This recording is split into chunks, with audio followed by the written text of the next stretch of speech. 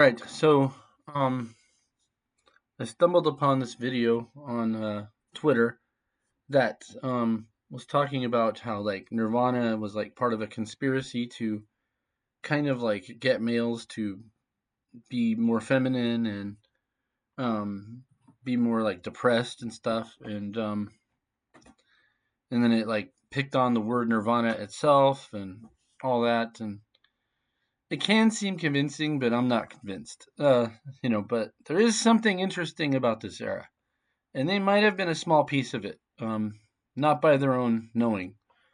But what had happened was right around the early 90s, which was Nirvana came out like 91, 92, but around like 93, 94, let's say like 93, um, I was friends with this guy who was in a goth band. Talking about goth, they always are depressed. It's depressing music, and it's like by design, it's supposed to be depressing. And and by the way, Nirvana, Seattle, hello, depressing. I think Kurt Cobain grew up on the coast. I forget the name of the town, but very depressing. Uh, Try living with the 8 months of clouds. So anyway, he had told me that like because he knew I liked like Metallica and Megadeth and stuff, and he told me that the like the metal bands were told to tone it down, just make it a little more slow. Like that's what the people want. Like that's how they convinced them. That's what they did to Dave Mustaine. He even said as much in a video.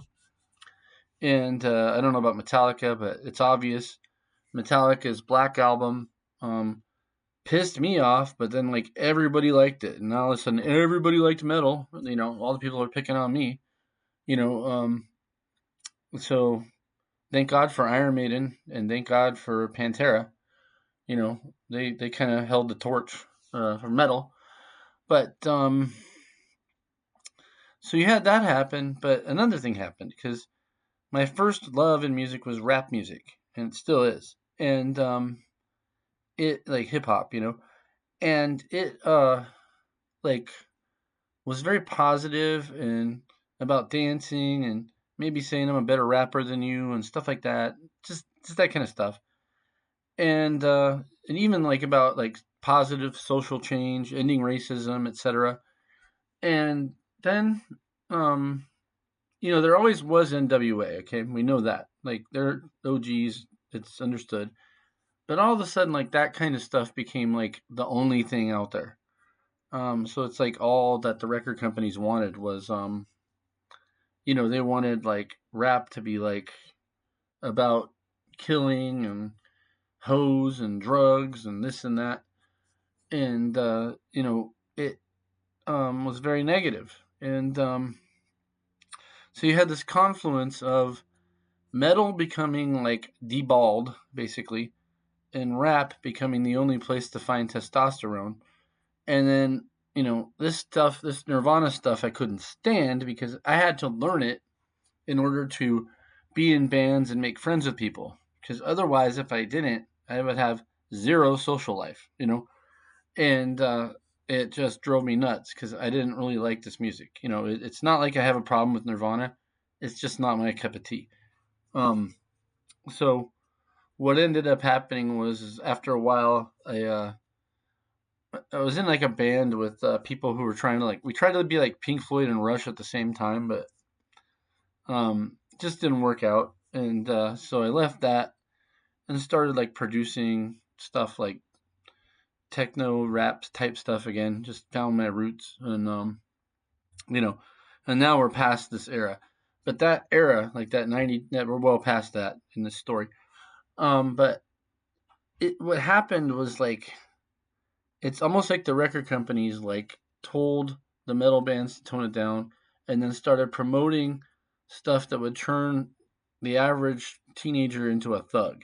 And there's a letter that circulates on the internet. It's kind of like no one knows if it's real or not, but it's very interesting because it was like that was right around the time they started to privatize prisons, And the idea was we could make more money if we could make, you know, young people, particularly black people, but also white or whoever else, um, think like a thug and do dumb stuff. Because when you're that young and impressionable, and that's what this video is trying to say. It's trying to make you like androgynous, suicidal, this and that. I don't. I really think Nirvana was Nirvana for their own reasons. That's what I believe. I don't think. I do think they're promoted because I don't know, that sound worked and people liked it. Like they probably tested it and it worked. And it kind of had it just didn't vibe with me. It was just kind of like, this is lame. I was listening to Megadeth last month and now I have to listen to this crap. That was kind of like what I was thinking. It's like, yeah, I'll go back to rap. Okay. Or something like that. That's kind of what like my thought process was. So thought I'd offer that, but there is something to look at around what happened in that time period.